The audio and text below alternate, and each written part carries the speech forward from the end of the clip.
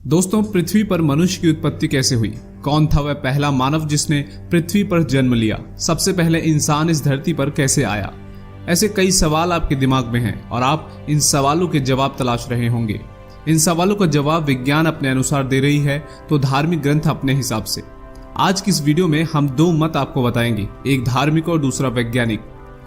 दोस्तों, पृथ्वी पर मानव जीवन की उत्पत्ति कैसे हुई, इसका सही और सटीक जवाब विज्ञान के पास भी नहीं है।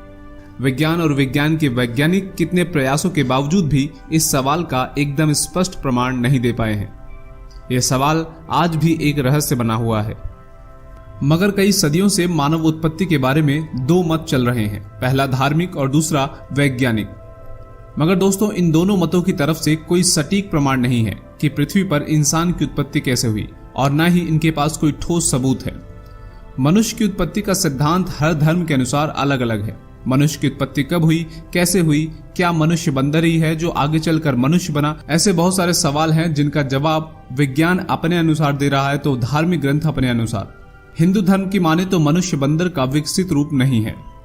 पौराणिक ग्रंथों में भी मनुष्य और बंदर को अलग अलग बताया गया है। मनुष्य की आयु, लंबाई, चेहरा अलग था, लेकिन फिर भी मनुष्य बंदर जैसा दिखता है, तो वह आज भी वैसा ही दिख रहा है।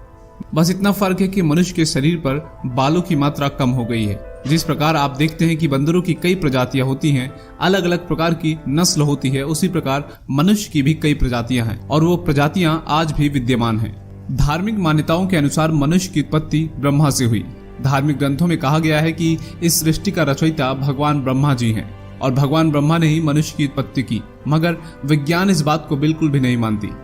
दोस्तों, इतनी तरक्की करने के बावजूद भी साइंस के पास मनुष्य की उत्पत्ति कैसे हुई, इसके बारे में कोई भी ठोस प्रमाण या सबूत नहीं है।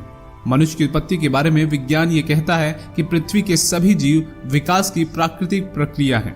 इसका मतलब है कि छोटे जीव धीरे धीरे विकसित होकर या आगे जाकर ही मनुष्य बने। उदाहरण के तौर पर मनुष्य बंदर से लेकर मनुष्य बनने तक बहुत सारी अवस्थाओं से गुजरा है, बहुत सारे बदलाव हुए हैं और मनुष्य बनने तक बंदर के शरीर में अनगिनत बदलाव आए हैं और दिनों दिन मनुष्य के शरीर में बदलाव होते रहे और ये प्रक्रिया काफी सदियों तक चली और धीरे धीरे मानव का विकास होता गया।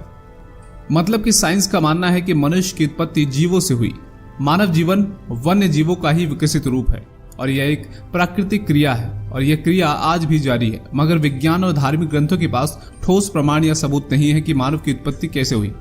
कई लोग मनुष्य की उत्पत्ति भगवान की देन मानते हैं तो कई लोग प्राकृतिक प्रक्रिया मानते हैं और कई लोग भगवान को ही बिल्कुल नहीं मानते।